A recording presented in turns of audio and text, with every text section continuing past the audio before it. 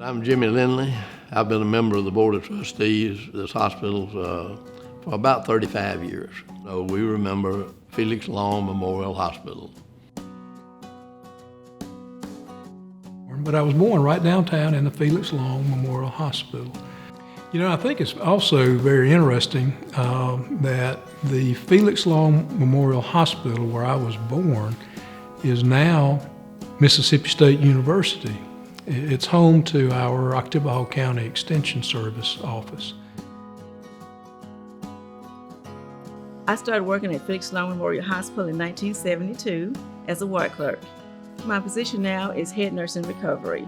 They often tease me and say I laid the first brick because I've been here, 46 plus years. I began to work at Felix Long Memorial Hospital in April of 1966. We didn't have air conditioning. We didn't have central heat or air. Many, many times we had beds in the halls. When you think today of what we have here, I mean, it was actually primitive back then, but it was what we had. The community needed a hospital at the time, so he and my grandfather, J.T. Garrett, and his friend Kirby Stedman donated the land to build the hospital on, which was a cow pasture at the time. Well, Thomas Garrett and Kirby Stedman were Starkvillians. They loved the community, they loved the people in it, and they wanted to help them. So the land was a kicker, that was the start. So without the land, we wouldn't have gotten the hospital. But we kind of outgrew Felix Long, so we had to build a new hospital and move to OCH in 1973.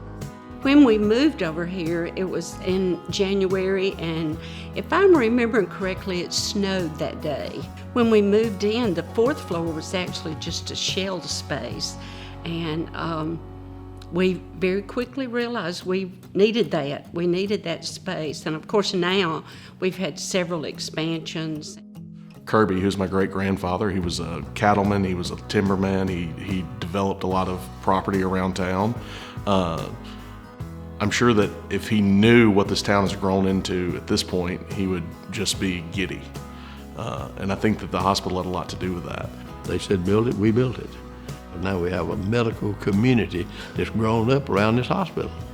We have a lot more employees, doctors, like I said, specialists, and we're able to, people stay in the community to get services. Don't have to go out of town. For us to thrive and to grow and to be the community and to be the university that we want to be, we've got to have strong, state-of-the-art health care for our community. And I'm just very pleased that we've got that here in Starkville. It gives you pride.